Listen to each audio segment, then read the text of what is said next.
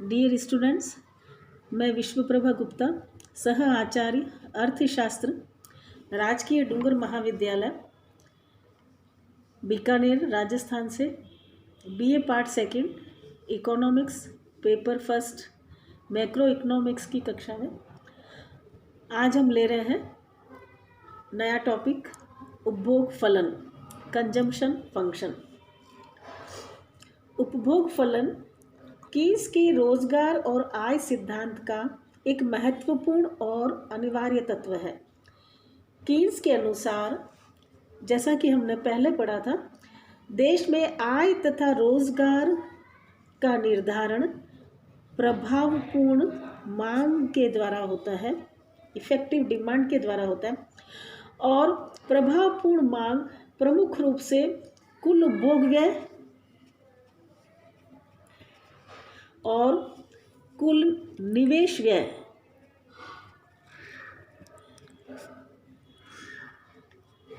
इन दोनों पर निर्भर करती है। अतः प्रभावपूर्ण मांग के निर्धारण में उपभोग फलन की महत्वपूर्ण भूमिका होती है। अब उपभोग फलन का अर्थ क्या है? Meaning of consumption function. जिस प्रकार किसी वस्तु की मांग अन्य बातों के समान रहते हुए प्रमुख रूप से उसकी कीमत पर निर्भर करती है, उसी तरह देश में कुल उपभोग जो होता है वह मुख्य रूप से सकल राष्ट्रीय आय यानी कि वाय के ऊपर डिपेंड करता है।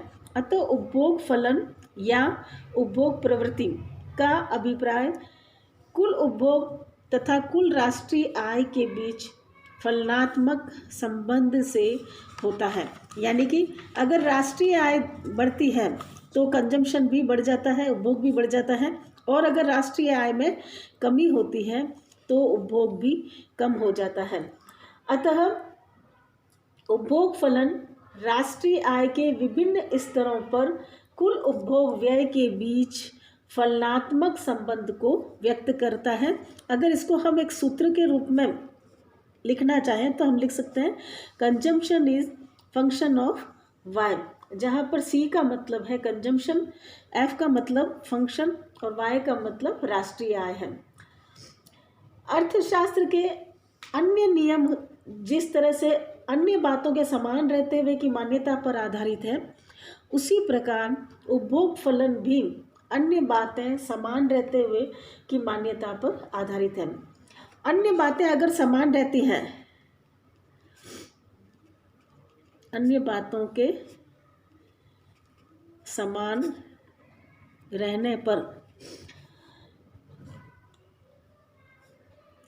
उपभोग मुख्य रूप से निर्भर करता है आय पर, और उपभोग को प्रभावित करने वाले अन्य तत्वों को स्थिर मान लिया जाता है।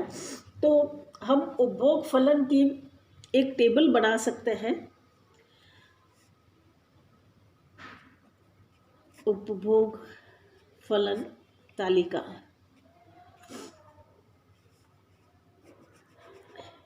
इसमें हम एक तरफ लेते हैं आय, जिसको हम वाई से डिनोट कर रहे हैं, और दूसरी तरफ हम उपभोग व्यय लेते हैं।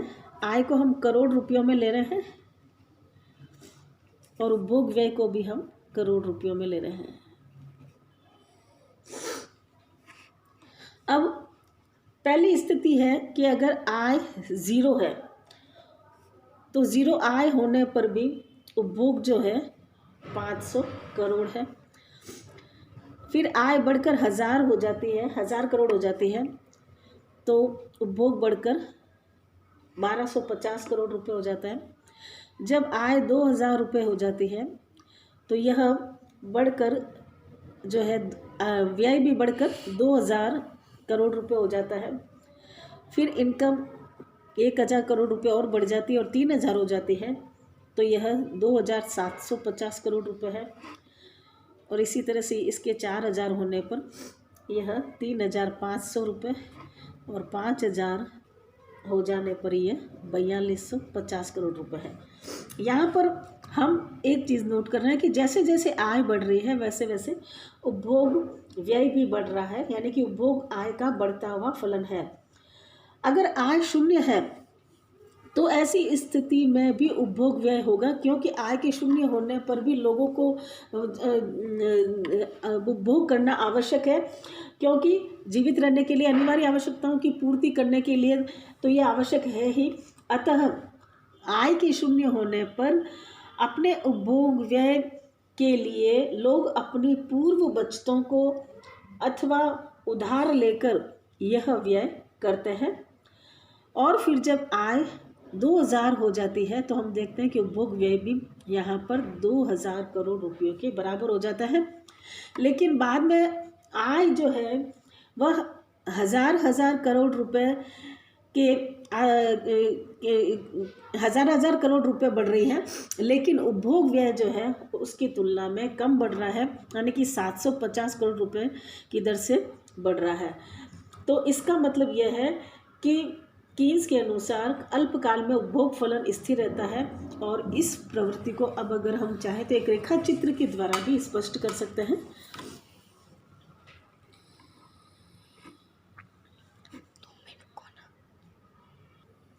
यह OX अक्ष है जिस पर हम राष्ट्रीय आय ले रहे हैं, और OY अक्ष पर हम उपभोग व्यय C ले रहे हैं।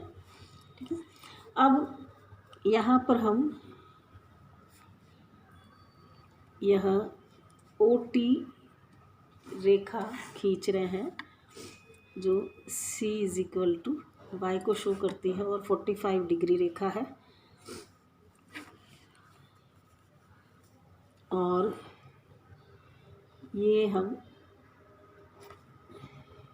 CC रेखा है जो उपभोग फल रेखा है, उपभोग रेखा है, और C = A+B1।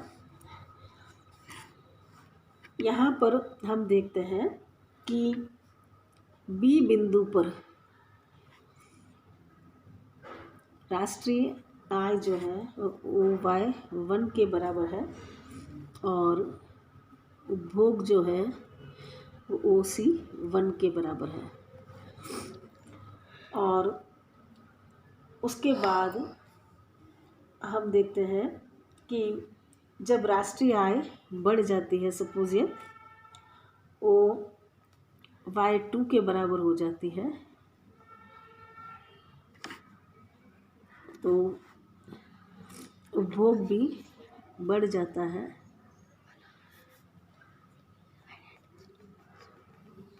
OC 2 के बराबर हो जाता है। तो यहाँ पर ये डेल्टा Y को शो कर रहा है, और ये डेल्टा C को शो कर रहा है। ये जो है S जो है वो सेविंग शो हो रही है।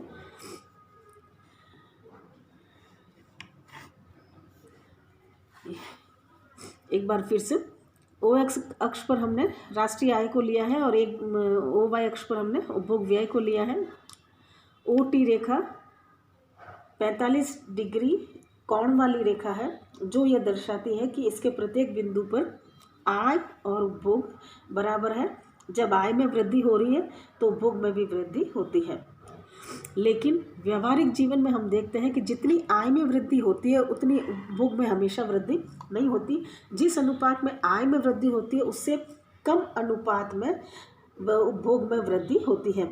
और जैसा कि CC वक्र उपभोग वक्र से बताया गया है, ये उपभोग फलन का वक्र है या उपभोग प्रवृत्ति वक्र है, जो बताता है कि जैसे जैसे आय में बढ़ोतरी होती है उपभोग में भी वृद्धि होती है। B जो है वो सम विच्छेद बिंदु है, जिसको हम ब्रेक इवन पॉइंट कहते हैं, जहाँ पर कुल उपभोग व्यय तथा कुल राष्ट्रीय आय दोनों बराबर हो जाती है, यानी कि OY1 = OC1, यानी कि ये दोनों बराबर हैं। किंतु जब राष्ट्रीय आय बढ़कर OY2 हो जाती है तो उपभोग व्यय बढ़कर OC2 हो जाता है।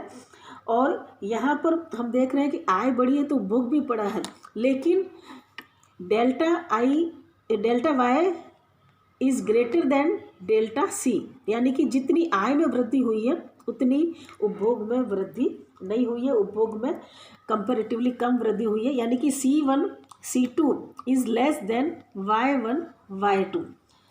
तो आय के जिस भाग का उपभोग नहीं किया जा रहा है, यानी कि एसेस जो है, उतना भाग अर्थव्यवस्था में बच जाता है, जिसको हम बचत के रूप में जानते हैं। तो इससे स्पष्ट होता है कि उपभोग फलन केवल आय और उपभोग व्यय के संबंध को ही नहीं बताता, बल्कि आय के विभिन्न स्तरों पर बचत की मात्रा को भी बताता है।